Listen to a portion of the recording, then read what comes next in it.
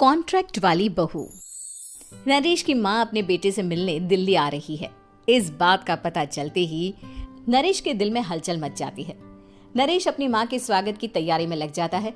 साथ ही उसे डर भी सताने लगता है कि उसकी माँ कहीं अपनी पुरानी जिद पर फिर से बैठ ना जाए। हे भगवान, इस बार बचा लो, अगले साल पक्का माँ की जिद पूरी कर दूंगा। तभी दरवाजे की घंटी बजती है। नरेश दरवाजा खोलता है तो सामने अपने मकान मालिक को देखकर हैरान हो जाता है, क्योंकि उनके साथ एक सुंदर सी लड़की भी थी। अब नमस्ते अंकल, कुछ काम था, मुझे बुला लेते। आपने क्यों कष्ट किया? अरे नहीं नहीं, इसमें कष्ट कैसा, मैं तो बस तुम्हें रीना से मिलवाने आया था।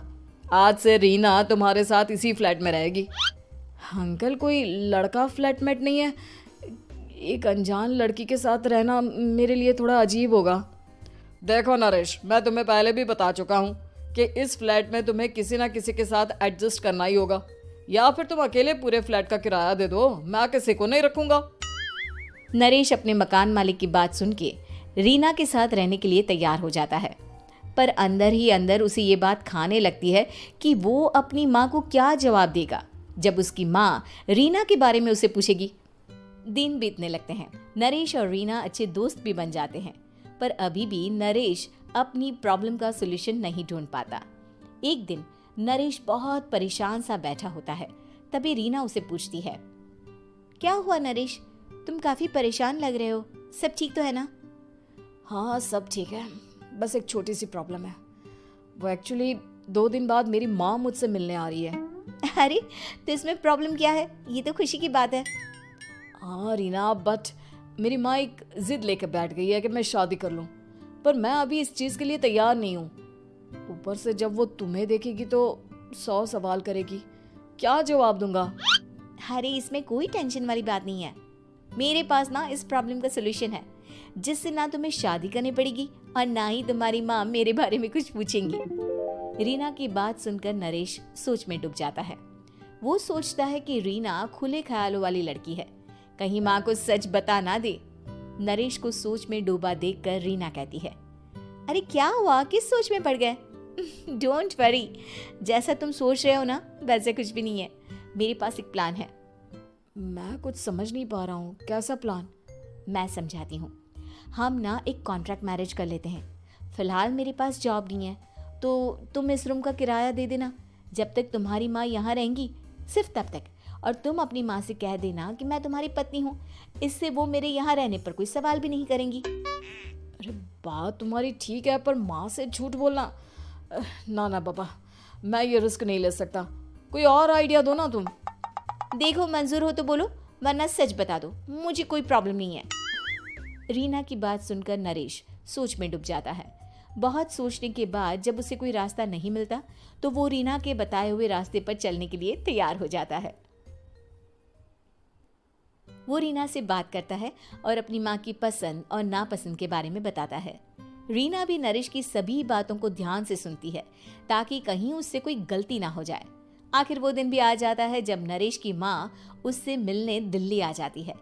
नरेश अपनी माँ को फ्लैट पर लेकर जाता है। जैसे ही नरेश की माँ फ्लैट के अंदर जाती है, रीना उसके पैर छू लेती है। ये देखकर नरेश की माँ थोड़ी घबरा जाती है और नरेश से पूछती है, अरे बेटा नरेश, ये कौन है? माँ, ये आपकी बहू रीना है। माफ़ी चाहता हूँ, सब कुछ इतनी जल्दी में हुआ कि आपको बता ही नहीं पाया, इसलिए सोचा कि क्यों ना आपको सरप्राइज दिया जाए। अरे बेटा, मैं तो बस तेरा घर बसा हुआ देखना चाहती थी। हाँ, बहुत अरमान थे अपनी इकलौते बेटी की शादी को लेकर, लेकिन कोई बात नहीं, शायद किस्मत को यही मंजूर होगा। ये कहते ही नरेश की माँ रीना को गले लगा लेती है। रीना बेटिया, मेरा बेटा ना थोड़ा नादान है, पर तुम काफ़ी समझदार लगती हो, और मैं जानती हूँ कि तुम इसका बहुत अच्छे से ध्यान रखोगी। माँ आप चिंता मत कीजिए, मैं सब संभाल लूंगी। नरेश की माँ अपने बहू और बेटे के साथ खुशी खुशी रहने लगती है। दिन बीतने लगते हैं। नरेश की माँ और रीना का रिश्ता बहुत मजबूत होता चला जाता है। वो दोनों सारा दिन एक साथ रहती और खूब बातें करती। इधर साथ रहते रहते नरेश और रीना भी एक दूसरे से प्यार करने लगते हैं। दोनों को इस बात का एहसास हो जाता है, फिर भी वो इस बात को छुपा कर ही रखते हैं।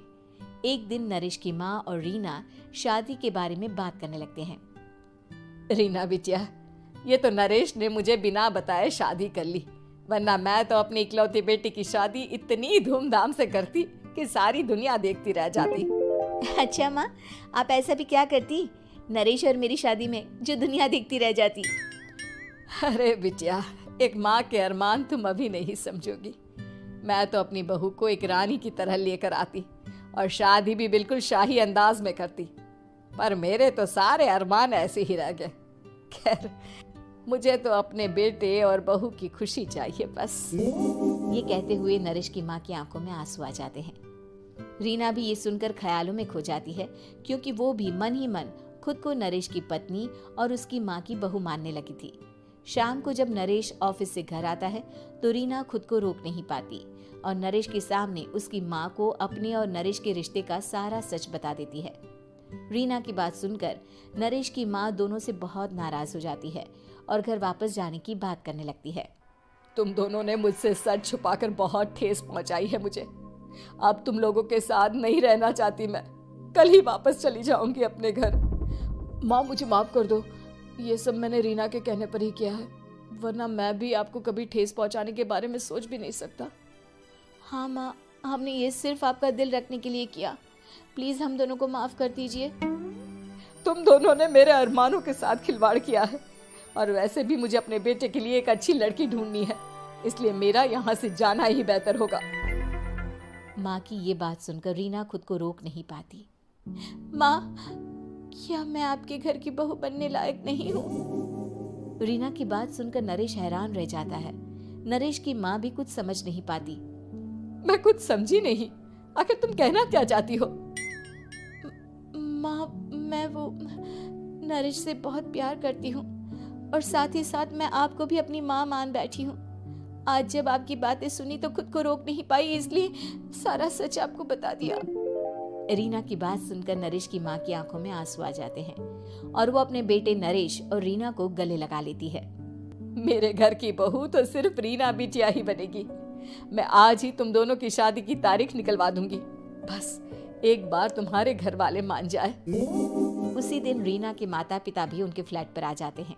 दोनों परिवार आपस में बैठकर बातें करते हैं और शादी के लिए राजी हो जाते हैं। रीना भी कॉन्ट्रैक्ट फाड़ देती है और कहती है, सही मायने में मैं अब बहू बनूंगी, अब तक तो सिर्फ कॉन्ट्रैक्ट वाली बहू थी।